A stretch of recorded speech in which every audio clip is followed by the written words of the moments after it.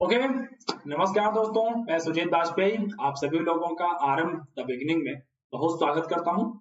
और चलिए आज के सेशन को शुरू करते हैं। हम लोग देखिए, हम लोग अब तक चर्चा करते हुए आए हैं, डिस्कशन करते हुए आए हैं एनसीईआरटी क्लास 8।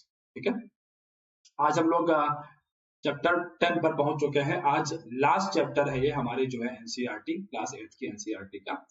2020-21 के पहले मतलब जो 19 वाली जो एनसीईआरटी थी, 19-20 वाली एनसीईआरटी थी, उसमें 2 बुक्स चलती थी।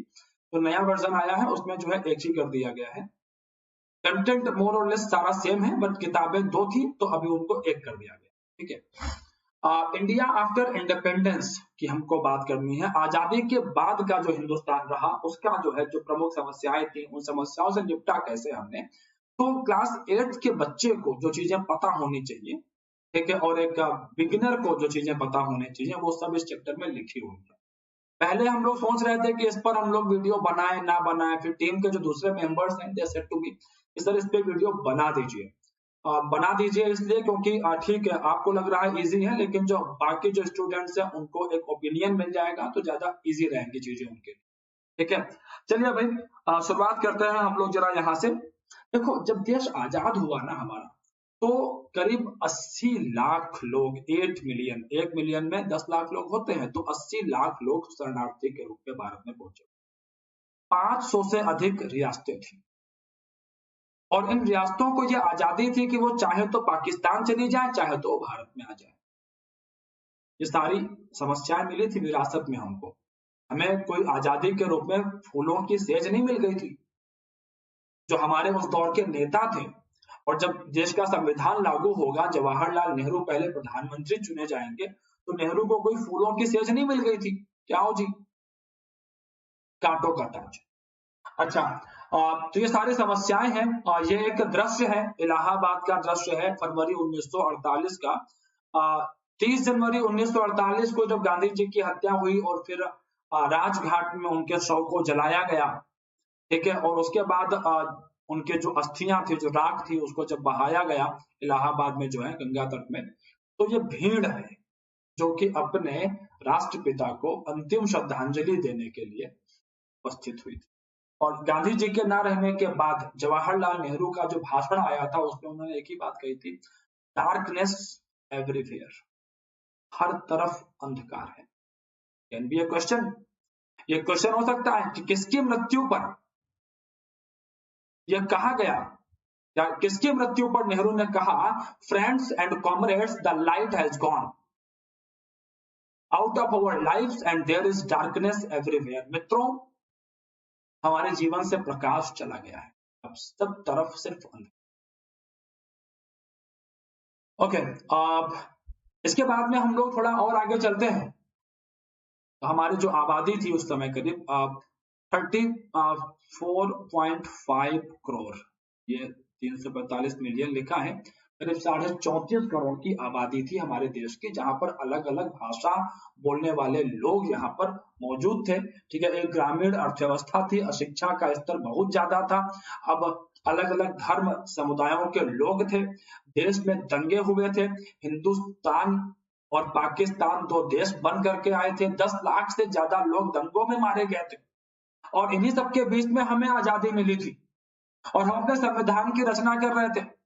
दिसंबर 1946 से नवंबर 1949 1949 के बीच हमने अपने संविधान को बनाया, और हमारे संविधान का एक बड़ा प्रमुख फीचर था, विशेषता थी कि हमने all Indians above the age of 21, ध्यान रखना, शुरुआती दौर में मूल संविधान में 21 साल से अधिक जिनकी एज थी, 21 या 21 से ऊपर, उनको वोटिंग का राइट मिला था। फ्रेंचाइज का मतलब होता है राइट टू वोट, सुनते ना, यूनिवर्सल एडल्ट फ्रेंचाइज। तो इसका मतलब होता है, इसको हिंदी में हम लोग कहते हैं मताधिकार, मताधिकार, वोट देने का अधिकार।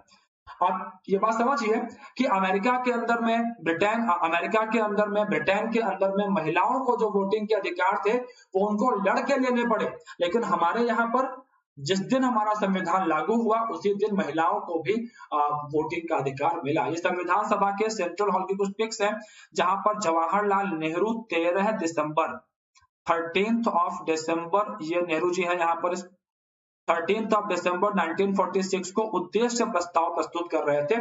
उद्देश्य प्रस्ताव का अर्थ यह था कि इस संविधान का निर्माण हम क्यों कर रहे हैं, आने वाली पीढ़ियां अगर पढ़ेंगे तो वो क्या जानेंगी हमारे बारे में, तो उस पर चर्चा चल रही थी और यही उद्देश्य प्रस्ताव बाद में हमारे संविधान की उद्देशिका का रूप लेता है।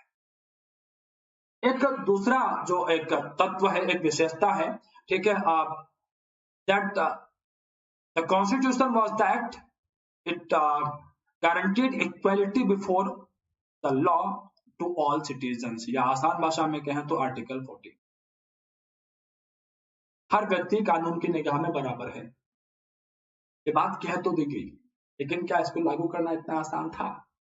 जब देश का विभाजन हुआ था, धर्म के आधार पर जातियों में बटा हुआ था देश, कुछ लोगों ने संविधान सभा में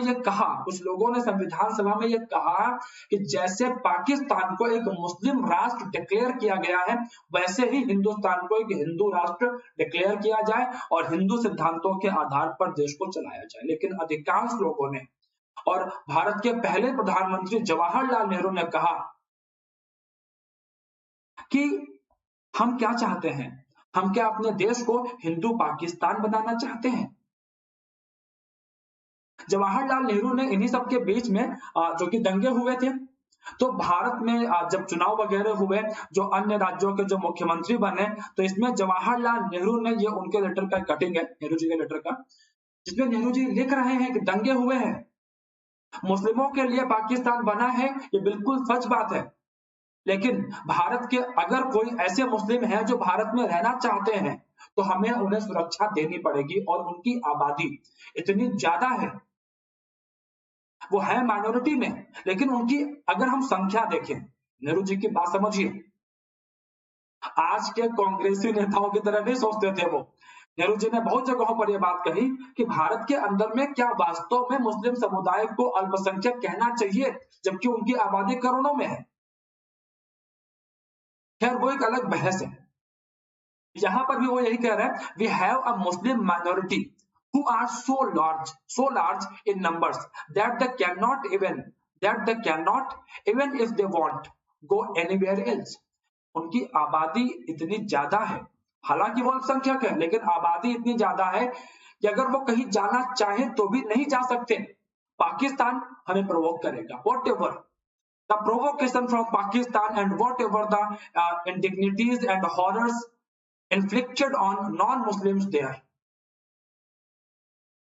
कि पाकिस्तान गैर मुस्लिमों के ऊपर में अपने देश में क्या अत्याचार कर रहा है, वो हमें उकसाएगा, लेकिन हमें यह देखना है कि वो क्या कर रहा है और हमें क्या करना है।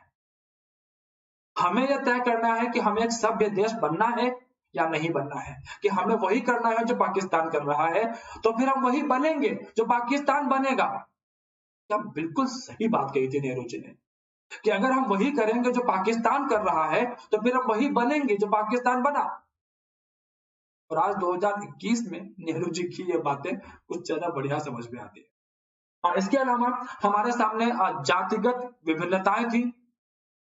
अच्छा भाई, अनटचेबल्स थे, आदिवासी थे, हमें उन सबको अधिकार देने थे, संविधान में तो अधिकार दे दिए गए, लेकिन जमीन पर उनको उतारना एक बहुत बड़ा चैलेंज था। इसके अलावा एक मुद्दा आया यहाँ पर भाषा का, एक बहुत बड़ा मुद्दा आया भाषा का। एक मुद्दा आया कि केंद्र की ताकत अधिक होनी चाहिए या राज्यों की ताकत अधिक होनी चाहिए, तो यहाँ पर एक सहमति बनी कि केंद्र की शक्ति अधिक होनी चाहिए, क्योंकि अभी देश में अशिक्षा ज्यादा है। देश के अंदर में कई सारे ऐसे लोग हैं जिनके अपने इंटरेस्ट हैं, तो ऐसे में केंद्र की शक्ति अधिक रहेगी, तो हिंदुस्तान के टूटने का जो खतरा है वो कम होगा, क्योंकि दुनिया के अलग अलग देशों के अलग अलग थिंकर्स ये कह रहे थे कि हिंदुस्तान एक देश के रूप में लंबा चल नहीं पाएगा। जी हाँ, जब हम आजाद हुए, दुनिया के अंदर में कई देश, कई थिंकर ये सोच रहे थे कि हम टूट जाएंगे, या तो रियासतों में, या तो भाषा के आधार पर हम चल नहीं पाएंगे, या तो हमारे यहाँ सैनिक तानाशाही आ जाएगी, मतलब हिंदुस्तान एक देश के रूप में टिक नहीं पाएगा। और इनमें से कई ऐसे हैं जो आज भी ये सोचते हैं कि हिंदुस्तान तो कब तक रहेगा, कभी तो टूटेगा हिंदुस्तान। और हमें यह दिखाना है कि हिंदुस्तान है और हमेशा रहेगा। अब यहाँ पर जो लोग ये कहते थे कि राज्यों की ताकत अधिक होनी चाहिए, उनमें से एक मेंबर थे मैसूर से, a member from Mysore feared that under the present system democracy is centered in Delhi। उन्होंने कहा कि डेमोक्रेसी लोकतंत्र जो है केवल दिल्ली में है और कहीं पर नहीं है। हालांकि हमने जो अभी एक लंबा वक्त बिताया, 70 साल से अधिक 70 साल से अधिक हो गए हमारे देश को आजाद हुए, ठीक है। हमने लोकतंत्र को जमीन पर उतारने के लिए बहुत सारे प्रयास किए हैं, बहुत सारे प्रयास करने बाकी हैं और वो किए जाएंगे निश्चित रूप से। अंबेडकर जी हैं तस्वीर में, ड्राफ्टिंग कमेटी के चेयरमैन अंबेडकर जी। 1891 में इनका जन्म हुआ, 1956 में इनकी मृत्यु हुई। इसके पहले भी इस चैप्टर में, इस बुक में मैं इनकी बात कर चुका हूँ। ड्राफ्टिंग कमेटी के चेयरमैन थे अंबेडकर जी, ठीक है। अच्छा भाई, तो हम लोग बात कर रहे थे केंद्र और राज्यों की, तो केंद्र और राज्यों के बीच एक बैलेंस बना रहे, इसके लिए क्या किया गया? इसके लिए काम किया गया, यूनियन लिस्ट बनाई गई जिसमें वो विषय लिखे गए जिन पर कानून बनाएगा केंद्र, स्टेट लिस्ट बनाई गई जिस पर कानून बनाएगा राज्य, और कॉन्करेंट लिस्ट, समवर्ती सूची बनाई गई जिस पर केंद्र और राज्य दोनों मिल करके कानून बना सकते हैं, जैसे कि जंगल हो गया, एग्रीकल्चर हो गया, इन सब। अच्छा भाई, एक अगला मुद्दा था भाषा का। भाषा का एक बहुत बड़ा मुद्दा था संविधान सभा के सामने। अब इस मुद्दे को कैसे एड्रेस किया जाए, तो इसमें जो है कुछ लोगों ने कहा कि हिंदी को जो है हमें एक राष्ट्रभाषा के रूप में जो है बनाना चाहिए, लेकिन दक्षिण के राज्य जो कि हिंदी नहीं बोलते थे, उनका प्रतिनिधित्व करते हुए टीटी कृष्णमाचारी जी ने कहा कि अगर हमारे ऊपर हिंदी थोपी गई तो हम में से बहुत से लोग ऐसे हैं जो कि अलग हो जाएंगे हिंदुस्तान से। और फिर एक कॉम्प्रोमाइज हुआ, क्या हुआ? Compromise was finally arrived at, namely that while Hindi would be the official language of India, English would be used in the courts। Hindi जो है भारत की राष्ट्रभाषा तो नहीं बनेगी, राजभाषा बनाते हैं। राजभाषा हिंदी रहेगी, राष्ट्रभाषा नहीं रहेगी। भारत में ध्यान रखना, नेशनल लैंग्वेज नहीं है, ऑफिशियल लैंग्वेज है। और अंग्रेजी को जो है अदालतों में, अन्य सेवाओं में, ठीक है, उन सब जगहों पर इंग्लिश को यूज किया जाएगा। अच्छा भाई, ठीक है, थोड़ा सा यहां से और आगे बढ़ते हैं। राज्यों का निर्माण कैसे हुआ? देखिए, 1920 में इंडियन नेशनल कांग्रेस ने एक बात कही थी कि जब देश आजाद होगा तो ऐसे बड़े बड़े समूह जिनकी अपनी अलग भाषाएं हैं, उनके लिए हम जो है एक अलग राज्य जो है बनाएंगे, ये बात उन्होंने कही। Congress had promised that once the country won independence each major linguistic group, ध्यान रखना मेजर, बड़ा भाषाई समूह जो है, group would have its own province, अपना एक अलग राज्य होगा। लेकिन जब देश आजाद हुआ, हिंदू मुस्लिम के आधार पर पार्टीशन हो ही चुका था, तो कांग्रेस ने इस बात को साइड कर दिया। जवाहरलाल वल्लभ भाई पटेल और पट्टाभी सीतारमैया, जेबीपी कमेटी ने इस बात को सिरे से नकार दिया। इसके पहले धर कमीशन उन्होंने भी इस बात को रिजेक्ट कर दिया कि भाषा के आधार पर तो राज्य नहीं बनेंगे, क्योंकि देश के सामने अन्य बहुत सारी समस्याएं हैं और हम एक समस्या और नहीं बढ़ाएंगे। जिसको इसे स्वीकार करना है वो स्वीकार करे, और जो इसे स्वीकार नहीं करेगा वो राष्ट्र विरोधी है। क्योंकि हमें देश को एकजुट, भाई मैंने पहले कहा आपको कि ऐसे ढेरों विदेशी शक्तियां थी जो चाहती थी कि देश टूटे, and Nehru was well aware about these facts. तो नेहरू जी का मानना यह था कि हमारे सामने ऑलरेडी इतनी समस्याएं हैं, और अगर ये अलग अलग राज्यों को लेकर के बैठ गए ना हम, तो हिंदुस्तान को तोड़ने का कलंक भी हमारे मत्थे ही आएगा। अच्छा भाई, तो नेहरू जी ने इस बात को बोला कि ये नहीं होगा भाई। अब जब पहले लोकसभा के चुनाव हुए 1951-52 में, और नेहरू जी इसी समय जब आंध्र प्रदेश गए, मद्रास प्रेसिडेंसी में जो तेलुगु भाषी जो लोग थे, वो लोग ये कह रहे थे, उनके एक गांधीवादी नेता थे, ये श्री रामुलु जी की तस्वीर है, गांधीवादी नेता थे, सीनियर लीडर थे, कांग्रेस के नेता थे रामुलु जी। मद्रास प्रेसिडेंसी में थे। रामुलु जी कह रहे थे कि जो तेलुगु स्पीकिंग लोग हैं उनके लिए आंध्रा बना दिया जाए अलग से। और जब नेहरू पहली, देखिए देश के पहले आम जो है चुनाव है, नेहरू पहुंचते हैं मद्रास प्रेसिडेंसी में और उन्हें काले झंडे दिखाए जाते हैं, कहा जाता है वी वांट आंध्र प्रदेश। अच्छा भाई, रामुलु जी भूख हड़ताल पर बैठे हुए थे और इसी समय 1952 में 58 दिनों के अपने अनशन के बाद रामुलु जी की मृत्यु हो जाती है और इसके बाद तो आंध्र प्रदेश में कैओस फैल गया, हर जगह दंगे, प्रॉब्लम्स बढ़ गई। And listen, Ramulu ji he died in 1952 and लगभग 1 साल तक जवाहरलाल नेहरू, जबकि ध्यान रखना अपनी ही पार्टी के व्यक्ति हैं रामुलु जी, कांग्रेस के मेंबर थे, 58 दिन हड़ताल पे बैठे रहे, उनकी मृत्यु हो जाती है, उसके बाद भी 1 साल बीत जाता है। तब जब हालात एकदम बिगड़ गए, भयानक बर्बाद हो गए, तब नेहरू जी ने आंध्र प्रदेश का निर्माण किया 1 अक्टूबर 1953। नेहरू जी क्यों रोके हुए थे? बिकॉज नेहरू जी इस बात को बहुत अच्छे से जानते थे कि अगर आंध्र प्रदेश की बात मान ली तो फिर बॉम्बे में सेम चीज होने वाली है, उत्तर भारत में, पंजाब में सेम चीज होने वाली है, असम में सेम चीज होने वाली है। उनको पता थी कि एक की बात मानने का मतलब है कि अन्य सब खड़े हो जाएंगे। वही हुआ। After this Fazal Ali commission set up किया गया आंध्र प्रदेश के बाद में, और फजल अली कमीशन ने जो है इस बात का फॉर्मूला निकाला कि भाषा के आधार पर राज्य बनाएंगे, लेकिन एडमिनिस्ट्रेटिव इफिशियंसी, प्रशासनिक कुशलता को ध्यान में रखा जाए कि जिस राज्य का निर्माण हम कर रहे हैं वो अपना प्रशासन चला पाएगा। और इसी के आधार पर 1960 में बॉम्बे को तोड़ के महाराष्ट्र और गुजरात बना, 1966 में पंजाब को ब्रेक करके पंजाब और हरियाणा बना, पंजाब पर Punjabi speakers mostly for Sikh उनके लिए, और हरियाणा फॉर द हरियाणवी और हिंदी स्पीकिंग। ठीक है भाई, अच्छा अब आगे चलते हैं हम लोग। यहाँ से आप ये एक मैप देख सकते हैं, इन मैप्स को जरा आप लोग बहुत ध्यान से देखिएगा। ये प्रिंसली स्टेट्स है, 14 अगस्त को देखो कितने सारे राजे रजवाड़े हैं, मतलब ऐसा हिंदुस्तान हमको मिला था, ये मिला था हमको, ये देखे गए थे अंग्रेज हमको। और ये ब्रिटिश इंडिया है, इसको तोड़ा था अंग्रेजों ने जो है। ये जो पंजाब का एरिया है, सिंध का एरिया है, इधर के जो पार्ट्स हैं ये वाले, ये सब पाकिस्तान में गए थे, ये सब पाकिस्तान का हिस्सा। बलूचिस्तान रियासत थी, ये सब रियासत थे, ये सब रियासतें हैं। कि अगर उस समय आप ये सोचो कि अगर हमको जो है दिल्ली से इधर जाना हो, जो है इधर इस एरिया पौंडीचेरी में आना हो या यहाँ पर आना हो, तो कितनी रियासतें पार करनी, इन सबको यूनिफाई किया गया है।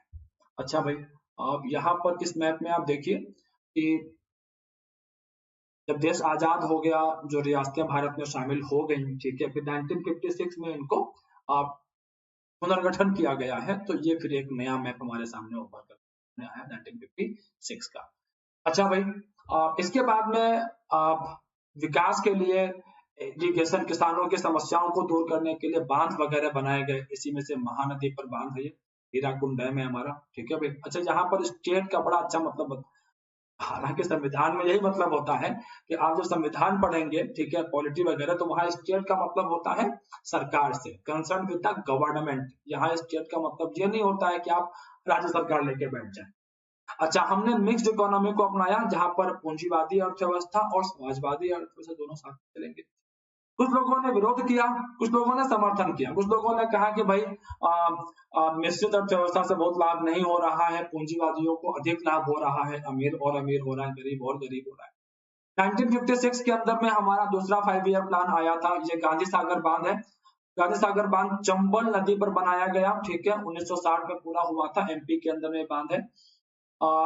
इसके अलावा जो है भिलाई स्टील प्लांट है 1959 में। सोवियत यूनियन, ध्यान रखना, सोवियत यूनियन के सहयोग से भिलाई छत्तीसगढ़ वर्तमान में जो है यहाँ पर इसको स्टार्ट किया गया था।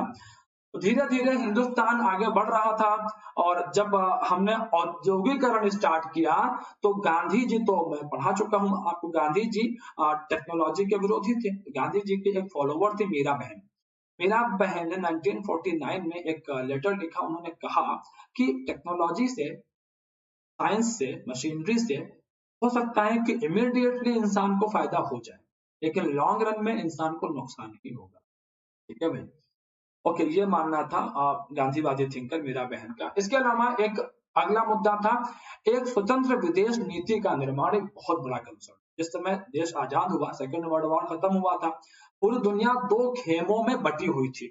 एक तरफ था यूएसए और एक तरफ था यूएसएसआर, सोवियत यूनियन। अब ये लोग कह रहे थे कि हमारे खेमे में आओ, नए जो आजाद देश है, अमेरिका कह रहा था। सोवियत यूनियन कह रहा था हमारे खेमे में आओ। अब यहां से पूरी दुनिया में एक किस्म का कोल्ड वॉर, एक किस्म का शीत युद्ध चल रहा था। हम लोगों ने जो नए नए जो देश आजाद हुए थे उन सबको जोड़ करके बनाया नॉन अलाइंड मूवमेंट, गुट निरपेक्ष आंदोलन। अच्छा, गुट निरपेक्षता का मतलब ये नहीं होता है कि हम सबसे अलग हो जाएं या हम तटस्थ न्यूट्रल हो जाएं, नहीं। कुछ लोग इसका मतलब लगाते हैं कुछ मत करो, चुपचाप अलग खड़े हो जाओ। No, it doesn't mean. गुट निरपेक्षता का मतलब ये बिल्कुल नहीं होता। Non aligned movement doesn't mean कि आप आइसोलेट हो जाएं, आप न्यूट्रल हो जाएं। इट मीन्स कि आप किसी ग्रुप में ना जाएं और इंडिपेंडेंट एक्ट करें। और ये बहुत बड़ी लिगेसी है, बहुत बड़ी विरासत है जो जवाहरलाल नेहरू ने छोड़ी। उन्होंने, जवाहरलाल नेहरू के ऊपर तो बहुत दबाव था यूएसए का, यूएसएसआर का, उनके साथ में चले जाएं वो। लेकिन जवाहरलाल नेहरू ने कई सारे आजाद हुए मुल्क, इजिप्ट, मिस्र, युगोस्लाविया, हालांकि अब तो यह देश दुनिया के नक्शे पर ही नहीं है, इतना टूटा कि खत्म ही हो गया। ठीक है, इंडोनेशिया, घाना, गोल्ड कोस्ट की कहानी पढ़ा चुका हूं मैं आप लोगों को, अफ्रीका के अंदर में इंडिया। इन देशों ने मिल करके गुट निरपेक्षता को शुरू किया। और भारत ने इस समय यूएसए और यूएसएसआर के बीच कई सारे झगड़े सुलझाए। 1962 का, 1962 का क्यूबा मिसाइल क्राइसिस एक ऐसी ही घटना थी। क्यूबा मिसाइल क्राइसिस, क्यूबा एक देश है अमेरिका के पास का, एक आइलैंड कंट्री है, और न्यूज आई कि यूएसएसआर ने यहां पर अपनी मिसाइल्स लगा दी हैं और क्यूबा से अमेरिका बहुत पास है। अमेरिका ऑलरेडी यूरोप के अंदर में कई सारे देशों में मिसाइल्स लगा चुका था, जिसका टारगेट बड़े आराम से था यूएसएसआर। तो अब जब न्यूज ये आई कि भाई आप यूएसएसआर भी अमेरिका के एकदम नाक के नीचे मिसाइल लेके बैठ गया है, तो लगा थर्ड वर्ल्ड वॉर हो जाएगा। लेकिन जवाहरलाल नेहरू ने एक बहुत बड़ा रोल प्ले किया यहाँ पे इन दोनों देशों के बीच सुलह करवाने में। अच्छा भाई, आप तो ध्यान रखना, नॉन अलाइंड का मतलब है कि इंडिपेंडेंटली एक्ट करना, आइसोलेट होना नहीं है, न्यूट्रल होना भी नहीं है। और नॉन अलाइंड मूवमेंट का एक लेजेंडरी जो सेशन था वो था Bandung. Bandung is a place in Indonesia. 1959 में एशिया और अफ्रीका के नेता यहाँ पर मिले थे आकर के, और यहाँ से नींव पड़ी थी बांडुंग सम्मेलन से गुट निरपेक्षता के आंदोलन की। ठीक है भाई, आजादी के 60 साल, 60 साल बिताए हमने, 2007 में 60 साल पूरे किए, बहुत कुछ हासिल किया, बहुत कुछ हासिल करना बाकी है। ठीक है, आप इसको पढ़ लेना, ये बड़ा आसान सा मुद्दा है। यहाँ पे ये धारावी का सीन है कि एक तरफ ये दुनिया के सबसे बड़ा स्लम एरिया है और एक तरफ ये ऊंची ऊंची इमारतें हैं। ये साफ साफ दिखा देती हैं कि हमें कितना दूरी, अभी हमें कितना लंबा सफर तय करना है अपने देश के अंदर। कि हमने जो आजादी पाई है ना, अभी वो काफी हद तक किताबी है, तो जमीन पर उतारना पड़ेगा हमें। हमारे देश में 1 पर्सन 1 वोट तो है, हमारे यहाँ पॉलिटिकल डेमोक्रेसी तो है, राजनीतिक लोकतंत्र तो है, लेकिन आर्थिक और सामाजिक लोकतंत्र, हमारे यहाँ फाइनेंशियल एंड सोशल डेमोक्रेसी अभी नहीं है। उसे हमें जमीन पर उतारना होगा, और वो तब होगा जब हम लेबर, हर एक लेबर को वैल्यू करेंगे, हर एक काम की वैल्यू करेंगे। कोई काम छोटा बड़ा नहीं होता है, हर इंसान बराबर है, हर धर्म बराबर है। तभी एक सफर तय करना है हमको। ठीक है भाई, ओके, श्रीलंका की कहानी है, बहुत इंटरेस्टिंग स्टोरी है और ये आज 2021 में बहुत इंपॉर्टेंट है। एक्चुअली श्रीलंका के अंदर में 1956 के अंदर में सिंघली भाषा को राष्ट्र भाषा डिक्लेयर कर दिया गया और उस समय श्रीलंका का नाम था सिलोन। तो श्रीलंका का जो उत्तरी, श्रीलंका का जो नॉर्थ पार्ट है, नॉर्थ पार्ट जो है वो तमिल बोलने वाले लोग हैं, हमारे तमिलनाडु से संबंधित है, और दक्षिणी जो हिस्सा है वो सिंघली भाषा बोलते हैं। तो जब सिंघली भाषा को हर जगह पर वैल्यू दे दी गई, इसको एक राष्ट्र भाषा बना दिया गया, कंपलसरी कर दिया गया इसको, तो जो तमिल बोलने वाले लोग थे उन्होंने कहा, सिंघली भाषा के जो समर्थन में लोग थे उनसे कहा, सांसदों ने कहा तमिल भाषा के समर्थन में थे कि साहब आप देश को तोड़ रहे हो श्रीलंका को, और अगर आप श्रीलंका को तोड़ना चाहते हो ना, डेफिनेटली आपको टूटा हुआ श्रीलंका ही मिलेगा। और फिर श्रीलंका में शुरू होता है गुरिल्ला युद्ध।